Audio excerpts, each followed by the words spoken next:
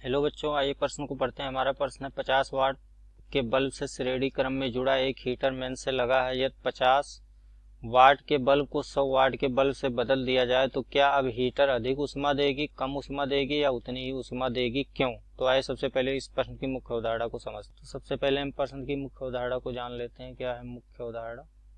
मुख्य अवधारणा तो हम जानते हैं यह प्रश्न हमारा किस पर आधारित है। यह प्रश्न हमारा आधारित है वैद्युत शक्ति और वैद्युत ऊष्मा पर। तो आइए दोनों के बीच संबंध देख लेते हैं। तो यहाँ से हम जानते हैं कि जो वैद्युत शक्ति होती है, वैद्युत शक्ति वो किसके बराबर होती है? वो होती है वैद्युत ऊष्मा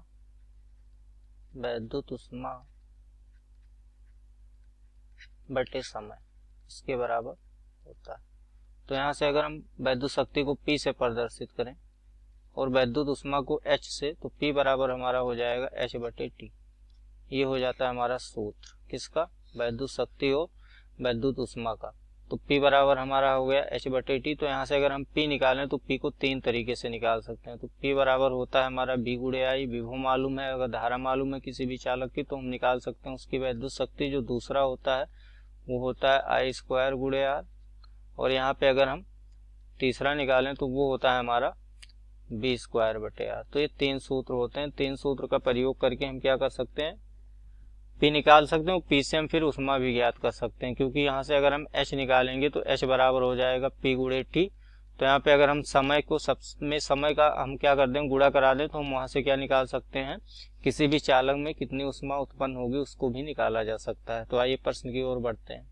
देखिए यहाँ पे प्रश्न में दिया गया है कि 50 वाट के बल्ब से श्रेणी क्रम में जुड़ा एक हीटर मेन से लगा है। तो यहाँ से अगर हम एक अपना परिपथ बना लें तो ये हमारा एक परिपथ हो गया। यहाँ पे एक बल्ब है और बल्ब से जुड़ा एक हीटर है जिसका प्रतिरोध R है, और इसको हमने जोड़ लिया है किससे? एक मेन से।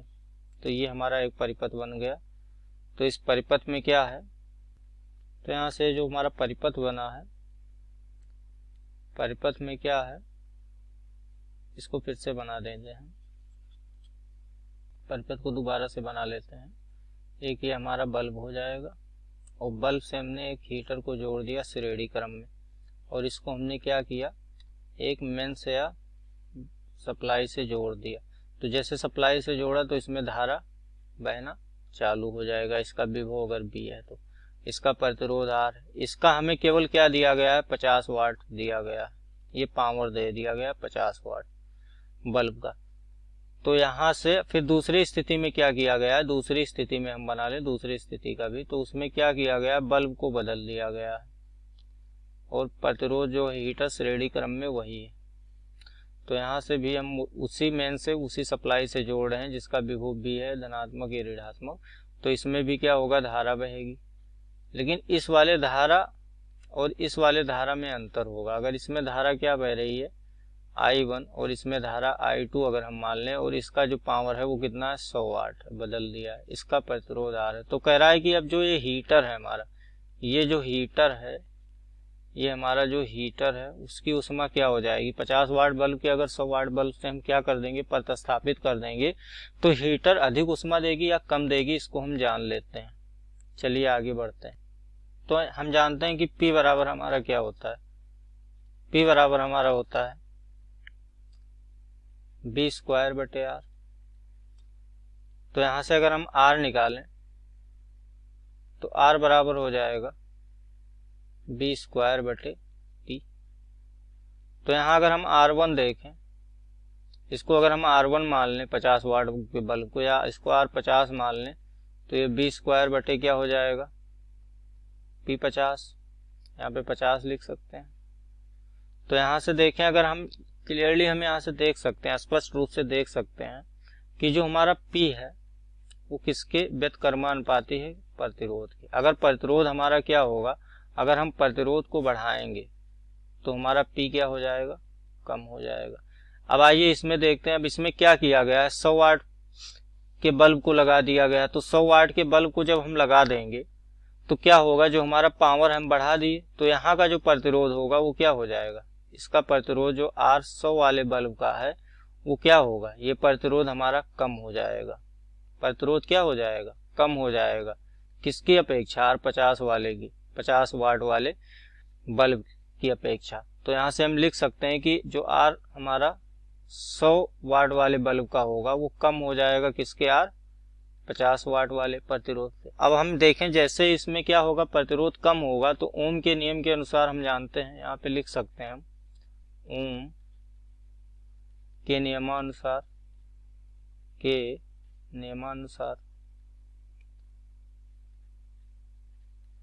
ओम के नियमानुसार हम जानते हैं B बराबर क्या होता है, I गुणे R।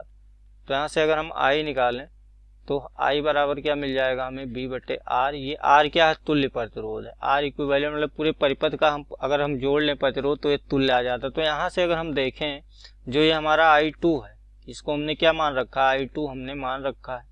तो ये जो I2 है अब ये क्या होगा, I1 से ज़्यादा होगा या कम होगा, ये I1 से क्या हो जाएगा, कम, ज़्यादा हो जाएगा या कम हो जाएगा, ज़्यादा हो जाएगा, क्योंकि यहाँ पे जो तुल्य प्रतिरोध है वो कम हो रहा है। यहाँ पे देखें क्या हो रहा है, R जो हमारा कुल प्रतिरोध है परिपथ का वो कम हो रहा है, तो इसमें I2 का मान क्या हो रहा है, ज़्यादा हो जा रहा है किससे, I1 की अपेक्षा, क्योंकि इसका कुल प्रतिरोध कम हो जा रहा है। तो आइए आगे चलते हैं। अब हम जानते हैं कि जो ऊष्मा होती है वो क्या होता है, धारा के वर्ग के बराबर होता है। अगर धारा बढ़ेगा हमारा तो क्या होगा, I² गुणे R गुणे T, ये वाला सूत्र हम रख सकते हैं। तो परिपथ है क्योंकि श्रेणी क्रम में जुड़े हैं, तो श्रेणी क्रम में क्या होगा, धारा का अगर मान बढ़ेगा तो उसमें ऊष्मा का भी मान, ऊष्मा उत्पन्न होने की दर भी बढ़ेगी या ऊष्मा तेजी से उत्पन्न होगी। तो यहाँ से हम लिख सकते हैं कि हीटर में, यहाँ से हम लिख सकते हैं कि हीटर में क्या होगा, हीटर में ऊष्मा अधिक उत्पन्न होगी।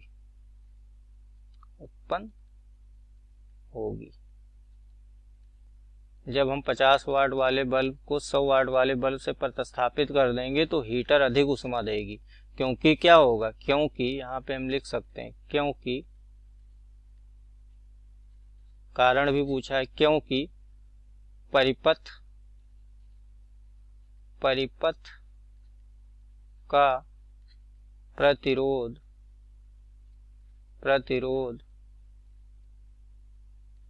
घट जाता है। मैं आशा करता हूँ इस प्रश्न का उत्तर आपको समझ में आया होगा। धन्यवाद।